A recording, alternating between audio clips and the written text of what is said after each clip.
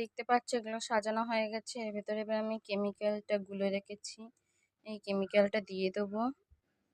দিয়ে এটাকে ভালো করে আমি এটাকে ঘোরাবো। এর ভেতরে বাবল স্প্রে দেবো।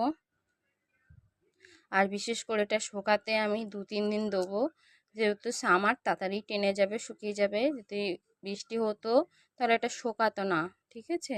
আর এতে বুটবুটি যেতে না হয় তার জন্য আমি এখানে বাবল স্প্রে দেবো। বিশেষ করে কাউকে গিফট পারপাসে এরকম টাইপের ফটো ফ্রেম দিলে তারা নিজের হাতে বানিয়ে দিলে অনেক খুশি হবে। আমি এরকম দুজনকে দিয়েছি, তারা খুব খুশি হয়েছে।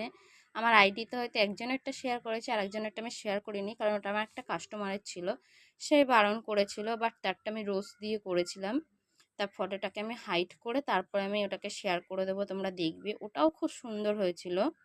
আর এটা আমার ছেলের করেছি, আগেও একটা আমার ছেলের করেছিলাম, শেয়ার করেছিলাম। বাট এটা আমি লাইটিং দিইনি, লাইটিং ছাড়া এটা করেছি। দেখতে কত ভালো লাগছে। আর এটা সব থেকে বড় কথা, শুকিয়ে গেলে এটা খুললে এটা পুরো কাচের মতন থাকবে, কাচের ভেতরে থাকবে এরকম মনে হবে, কিন্তু এটা কাচের নয়, এটা কেমিক্যাল দিয়ে রেজিং দিয়ে বানানো। তো দেখতে খুব সুন্দর হয় আর খুব ভালো লাগে। আমার চ্যানেলটি ভালো লাগলে প্লিজ সাবস্ক্রাইব করো। Tata, bye bye.